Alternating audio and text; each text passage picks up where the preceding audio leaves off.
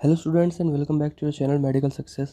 सो nursing aptitude part 2 के साथ हम आ चुके हैं, जिसका आज का टॉपिक होने वाला है BMW यानी बायोमेडिकल वेस्ट से रिलेटेड जितने भी आपके इंपॉर्टेंट क्वेश्चन बनते हैं वो हम इस सीरीज़ में लेकर आए हैं। इस पार्ट में सभी क्वेश्चंस आपको मिल जाएंगे related to BMW mostly. So start करते हैं अपने क्वेश्चंस बिना किसी देरी के। So question number 1 will be what colour bag is used for disposal of human anatomical waste. So human anatomical waste को डिस्पोज करने के लिए कौन से कलर का बैग यूज़ किया जाता है। सो जो भी हमारा ह्यूमन एनाटॉमिकल वेस्ट से रिलेटेड वेस्ट आएगा वो सब जाएगा हमारे येलो बीन के अंदर in hospitals. So the answer will be yellow. Then question number 2 will be which of the following is considered biomedical waste. इनमें से कौन सा बायोमेडिकल वेस्ट कंसिडर होगा, यानी कौन सा बायोमेडिकल वेस्ट है। Plastic water bottles, use syringe, office paper और food waste. So the answer will be used syringe. Then question number 3 what is the primary hazard of improper disposed biomedical waste. So अगर proper तरीके से जो हमारा biomedical waste है वो dispose ना किया जाए तो जो प्राइमरी हैजार्ड यानी सबसे बड़ी जो आपदा होगी वो क्या होगी। Air pollution, spread of infections, water pollution और सॉइल इरोजन। सो जो अगर हम बायोमेडिकल वेस्ट को प्रॉपर तरीके से डिस्पोज नहीं करते हैं तो सबसे बड़ा चांस होगा हमारा स्प्रेड ऑफ इन्फेक्शन, यानी इन्फेक्शन फैलने का खतरा बहुत ज़्यादा हो जाएगा। Then question number 4 which of the following waste material should be dispose of a blue bag, यानी ब्लू बैग के अंदर इनमें से कौन सा वेस्ट मटेरियल हमें डिस्पोज करना चाहिए। Soil dressing, broken glass, expire medicine और cytotoxic drugs. So blue bag के अंदर हमारा ग्लास का जो वेस्ट होता है, शार्प एंड ग्लास वेस्ट, वो हमारा वो हमारा ब्लू बैग के अंदर जाता है। So broken glass will be the disposed material, waste material for blue bag. Then question number 5 who often should biomedical waste be collected from healthcare facilities। so healthcare facilities से कितनी बार हमें waste जो है वो कलेक्ट करना चाहिए। किसी भी हेल्थ केयर फैसिलिटी से, जो भी आपके हॉस्पिटल्स हैं, नर्सिंग होम्स हैं, उनसे जो बायोमेडिकल वेस्ट है वो कितनी बार कलेक्ट करना चाहिए। डेली, वीकली, मंथली या जब ज़रूरत पड़े तब।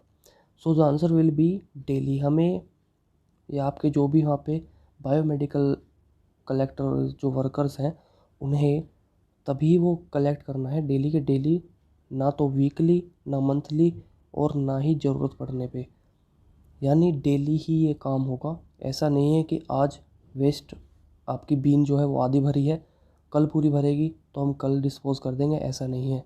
डेली के डेली आपका वेस्ट जो है वो डिस्पोज़ होगा, डेली ही कलेक्ट किया जाएगा। Then question number 6 which type of waste should be dispose of in a red bag. Red bag के अंदर कौन सा वेस्ट डिस्पोज किया जाता है। सो रेड बैग के अंदर आपका इन्फेक्शियस वेस्ट डिस्पोज किया जाता है। Then question number 7 what does PPE stand for in the context of biomedical waste management. So biomedical waste management के अंदर जो हमारा PPE है उसका फुल फॉर्म क्या होता है। सो बायोमेडिकल वेस्ट मैनेजमेंट के अंदर PPE स्टैंड करता है हमारा personal protective equipments. So answer will be personal protective equipments. Then question number 8 which type of biomedical waste should be disposed of in a white translucent container, यानी जो white container होता है उसके अंदर किस टाइप का बायोमेडिकल वेस्ट डाला जाएगा।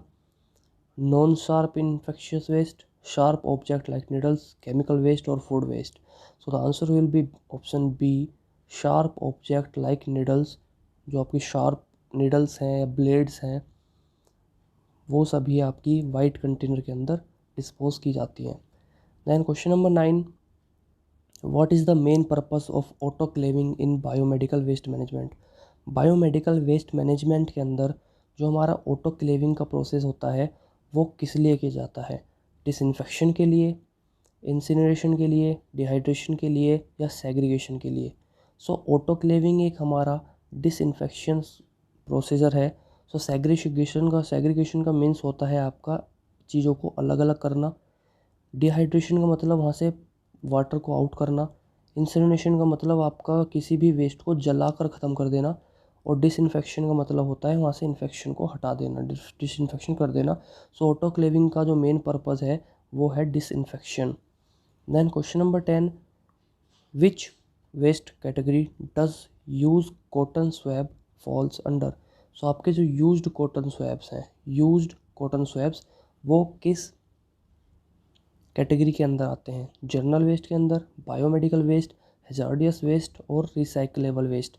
सो जो हमारे यूज्ड कॉटन स्वैब्स हैं, अगर वो खाली कॉटन स्वैब्स की बात करें, यूज्ड नहीं है, तो वो आपके जर्नल वेस्ट हो जाएंगे। बट अगर यूज्ड की बात करें, वो यूज्ड कॉटन स्वैब्स हो गए, तो वो आपके आ जाएंगे बायोमेडिकल वेस्ट के अंदर। Then question number 11, biomedical waste management rule are governed by which authority in most countries.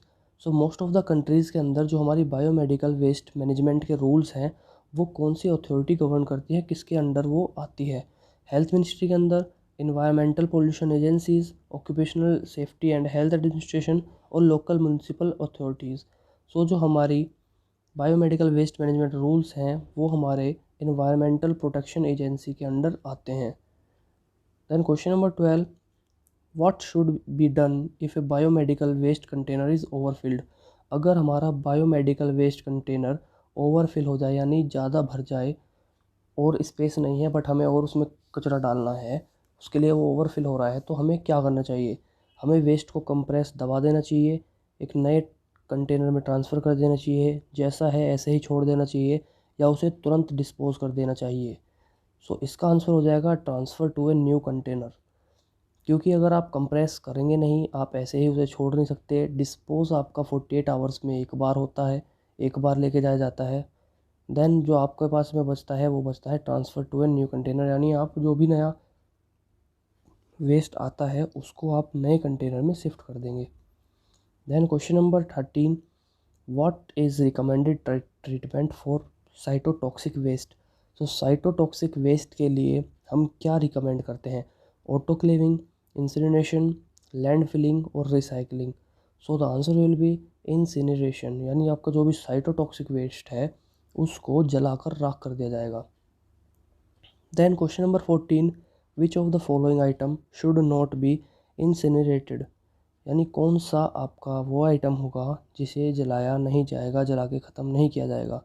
Contaminated sharps, plastic syringe, pressurised container और पैथोलॉजिकल वेस्ट। सो जो आपके प्रेशराइज्ड कंटेनर्स हैं उन्हें जलाकर नष्ट नहीं किया जाएगा। Then question number 15, what is the primary concern with the incineration of biomedical waste. So अगर हम बायोमेडिकल वेस्ट को जलाते हैं, जलाकर राख करते हैं, तो उसके लिए जो प्राइमरी कंसर्न है वो क्या होगा? Noise pollution, water pollution, air pollution और soil pollution. So the main primary concern about incineration is air pollution. Then question number 16, which color code is used for disposal of anatomical waste। anatomical waste के लिए कौन सा colour code use किया जाता है? सो anatomical waste के लिए yellow colour की बीन्स और पॉलीथीन्स यूज़ की जाती हैं। Then question number 17, how should expire और unused medicine dispose off. Expired and unused medicine को कैसे डिस्पोज किया जाता है? उन्हें टॉयलेट में फ्लश कर दिया जाता है, उन्हें येलो बैग में डिस्पोज किया जाता है, इंसिनरेट किया जाता है, या उन्हें जर्नल ट्रैश में फेंक दिया जाता है? So the answer for this question is incinerate.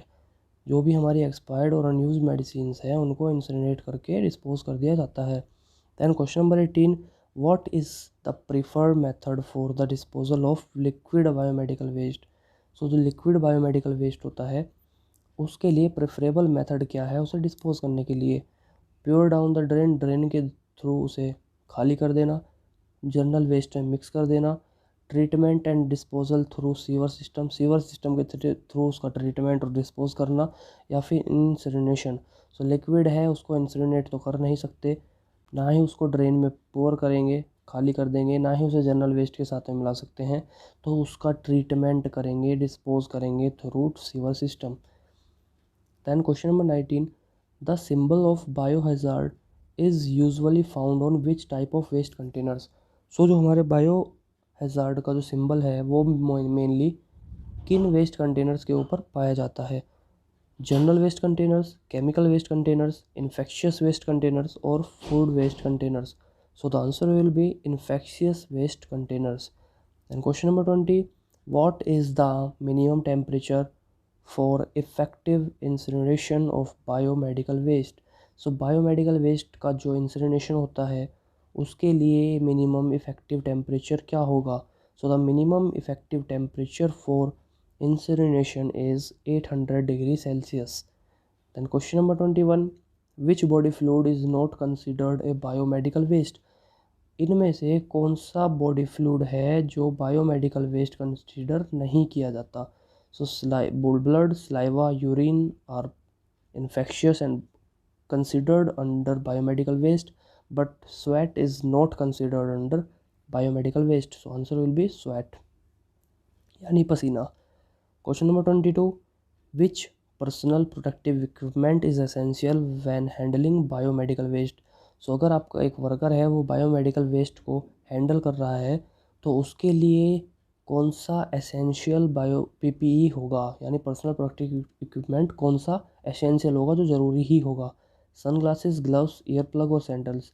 So sunglasses, ear plugs and sandals बाद में है. सबसे पहले क्योंकि उसे अपने हैंड्स यूज़ करने हैं फॉर सेग्रीगेशन एंड ऑल, तो उसको ग्लव्स की नीड सबसे पहले होगी. सो एसेंशियल हमारा ग्लव्स हो जाएगा. Then question number 23, which waste should be dispose in a puncture proof container? Puncture proof container के अंदर कौन सा वेस्ट रखा जाता है? सो आपके जो पंचर प्रूफ कंटेनर्स होते हैं वो आपके होते हैं वाइट कंटेनर्स एंड उनके अंदर रखे जाते हैं sharp object. Then question number 24, which of the following is not a method of treating biomedical waste? इनमें से कौन सा वह मेथड है जो बायोमेडिकल वेस्ट के ट्रीटमेंट में यूज़ नहीं होता? So autoclaving, microwave treatment and landfilling, ये तीनों ही आपके बायोमेडिकल वेस्ट ट्रीटमेंट में यूज़ होते हैं. Composting is not use in biomedical waste treatment. And question number 25, what does the term sharp refer to in biomedical waste? Biomedical के waste के अंदर जो शार्प टर्म है वो किस के लिए रेफ़र की गई है? शार्प कंटेनर्स के लिए, पॉइंटेड एंड कटिंग इंस्ट्रूमेंट्स के लिए, शार्प पेशेंट्स के लिए या शार्प ऑर्डर्स के लिए? जो आपकी शार्प टर्म बायोमेडिकल वेस्ट के अंदर यूज़ की गई है वो आपकी पॉइंटेड एंड कटिंग इंस्ट्रूमेंट्स के लिए यूज़ की गई है. So the answer will be pointing and cutting instruments. Then question number 26, what is the significance of color coding in biomedical waste management? So biomedical waste management के अंदर colour coding का एक advantage, एक significance क्या है? Aesthetic purpose, colour identification and segregation, cost reduction या time saving? Aesthetic purpose यानी थोड़ा वो दिखने में अच्छा लगे, एस्थेटिक रहे, ईजीली आइडेंटिफाई हो जाए और उसको ईजीली सेग्रीगेट कर सकें, कॉस्ट में कमी आए या फिर वो समय बचाएगा? सो the answer will B easily identification and segregation, ताकि हमारे जो भी वर्कर्स हैं उन्हें ये प्रॉब्लम न हो. यानी अगर आपको पता है आपके पास में जो वाइट बॉक्स है उसके अंदर शार्प ऑब्जेक्ट हैं तो आप वहाँ पे केयरफुली काम करेंगे. आपको पता है आपके बिन में जर्नल वेस्ट है तो वहाँ पे आप इजीली वर्क कर पाएंगे. एंड आपको पता है आपके बिन में येलो बिन है उसके अंदर आपका एनाटॉमिकल वेस्ट है तो आप उसी के अकॉर्डिंग ही वहाँ पे वर्क करेंगे. सो मेन सिग्निफिकेंस था कलर कोडिंग का यही कि आप इजीली आइडेंटिफाई एंड सेग्रीगेट कर सकें अपने वेस्ट को. Then question number 27, what is the first step in the management of biomedical waste? Biomedical waste management के अंदर फर्स्ट स्टेप क्या होता है? So the first step disposal, collection, segregation और इंसिनरेशन. सो डिस्पोजल का ही एक मेथड है इंसिनरेशन, एंड कलेक्शन तो आपका बाद में होगा. पहले सेग्रीगेट किया जाता है यानी अलग अलग किया जाता है आपके वेस्ट को, देन वो सारा कलेक्ट किया जाता है एक साथ, फिर वो डिस्पोजल के लिए जाता है एंड वहाँ से फिर वो इंसिनरेट प्रोसेस के थ्रू डिस्पोज कर दिया जाता है. तो answer will be segregation is the first step in biomedical waste management. Then question number 28, who is responsible for the proper disposal of biomedical waste? Biomedical waste के proper disposal के लिए कौन responsible होता है? Hospital administration, municipal authority, patients, nurse and health care workers? So municipal authority का तो ऊपर ही बता दिया गया था कि कोई रोल इसमें नहीं होता. पेशेंट का काम नहीं है आपका बायोमेडिकल वेस्ट को टच भी करना, उसके पास भी जाना। Nurses and health care workers का केवल इतना ही वर्क है कि वो अपने कलर कोडिंग के अकॉर्डिंग प्रॉपरली वेस्ट को डिस्पोज करें। देन ये आपका हॉस्पिटल एडमिनिस्ट्रेशन का काम होता है कि वो एक कंपनी, एक अथॉरिटी के थ्रू जो आपका बायोमेडिकल वेस्ट है उसे डिस्पोज करवाए। सो जो रेस्पॉन्सिबिलिटी हो जाती है वो पूरी तरह हॉस्पिटल एडमिनिस्ट्रेशन की हो जाती है। So the answer will B hospital administration. Then question number 29, biomedical waste should be stored for a maximum of how many hours before treatment? So treatment से पहले जो बायोमेडिकल वेस्ट है वो मैक्सिमम कितने घंटों के लिए स्टोर करके रखा जा सकता है? So the maximum hours for storing of biomedical waste is maximum 48 hours. यानी 48 आवर्स तक मैक्सिमम आप बायोमेडिकल वेस्ट को स्टोर करके रख सकते हैं। उसके बाद आपको उसको डिस्पोजल के लिए भेजना ही पड़ेगा। Then question number 30 is which regulatory body is responsible for biomedical waste management guidelines? Biomedical waste management guidelines के लिए कौन सी रेगुलेटरी बॉडी है जो रेस्पॉन्सिबल होती है? So the answer will B Environmental Protection Agency, EPA. Then question number 31, what type of waste include discarded medicines? Discarded medicines और unused medicines के लिए आपका कौन सा टाइप ऑफ वेस्ट कहा गया है? सो आपकी डिस्कार्डेड मेडिसिन्स आ जाती हैं केमिकल वेस्ट के अंदर, बिकॉज ड्रग्स हैं, केमिकल्स हैं, तो वो केमिकल वेस्ट के अंदर आएंगे। Then question number 32, what type of waste is generated from laboratory activities? Laboratory activities के अंदर से किस टाइप का वेस्ट जनरेट होता है? E waste, biomedical waste, general waste और radioactive waste. So laboratories के अंदर से भी बायोमेडिकल वेस्ट ही जनरेट होता है। Then question number 33, what is the primary aim of biomedical waste management?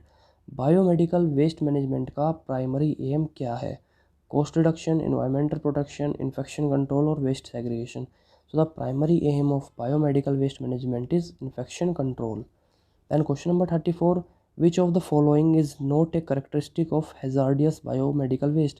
Biomedical waste के लिए, हैज़ार्डियस बायोमेडिकल वेस्ट के लिए कौन सा करेक्टरिस्टिक नहीं होगा? वह इन्फेक्शियस नहीं होगा, कोरोसिव नहीं होगा, रिएक्टिव नहीं होगा या ओडरलेस नहीं होगा। So the answer will be, then question number 35, which colour code is use for disposal of infectious and highly infectious waste? तो आपके infectious and highly infectious waste के लिए येलो बीन यूज़ होता है। Then question number 36, what should be done with biomedical waste container once they are filled 3/4? यानी अगर 3/4 full हो गए हैं आपके कंटेनर्स, तो आपके बायोमेडिकल वेस्ट कंटेनर जो है उनके साथ में क्या किया जाएगा? Compress the waste to create more space, waste को दबा दिया जाएगा और स्पेस बनाने के लिए। Continue using until completely full होने तक उसे यूज़ किया जाएगा। Seal and dispose of container, seal कर दिया जाएगा एंड डिस्पोज कर दिया जाएगा। Empty and reduce the container, empty करके उसे रीयूज़ कर लिया जाएगा। So the answer will be seal and dispose of the container, seal करके डिस्पोज के लिए सील एंड डिस्पोज कर दिया जाएगा। Then question number 37 will be, what does the term autoclave mean? Autoclave का मतलब क्या होता है? एक टाइप ऑफ वेस्ट है, एक मेथड ऑफ इंसिनरेशन है, एक highly pressure steam sterilisation process है, या एक वेस्ट डिपोजल साइट है? So the answer will be option C, a high pressure steam sterilisation process. So autoclaving के अंदर आपके हाईली प्रेशर्ड स्टीम से जो भी आपने ऑटोक्लेव के लिए रखा है वो इंस्ट्रूमेंट और मटेरियल आपका स्टाइल होता है। Then question number 38, which biomedical waste treatment method use steam to disinfect waste? Waste को डिसइंफेक्ट करने के लिए स्टीम की हेल्प से कौन सा ट्रीटमेंट, कौन सा बायोमेडिकल ट्रीटमेंट का मेथड यूज़ किया जाता है? So autoclaving is the answer, जिसमें आपकी स्टीम, हाईली प्रेशराइज्ड स्टीम को यूज़ करके किसी भी वेस्ट को डिसइंफेक्ट किया जाता है। Then question number 39 will be, what should health care workers do immediately after a needlestick injury? Needlestick injury होने के बाद में हेल्थ केयर वर्कर को इमीडिएटली क्या एक्शन लेना चाहिए, उसे क्या करना चाहिए? सो द आंसर विल बी शक द वुंड, उस वुंड को शक करना चाहिए। Report and sick medical attention, medical attention के लिए रिपोर्ट करना चाहिए और बताना चाहिए, इंजरी को इग्नोर कर देना चाहिए या अपने काम को कंटिन्यू करना चाहिए। सो the answer will B report and sick medical attention, उसे अपने सीनियर्स को रिपोर्ट करना चाहिए और मेडिकल केयर लेनी चाहिए। देन अगर आपको हमारी वीडियो समझ में आ रही हैं एंड ऐसे ही आपको और वीडियो चाहिए तो चैनल को सब्सक्राइब कर लें एंड कमेंट में ज़रूर बताएं अगर आपका कोई डाउट है या आपको किसी भी जिस भी टॉपिक पे वीडियो चाहिए, हम उस टॉपिक पर आपके लिए मोर MCQs लाएंगे। सो मिलेंगे एक नई वीडियो में नए टॉपिक के साथ। अच्छे से तैयारी करते रहिए and all the best for your exam.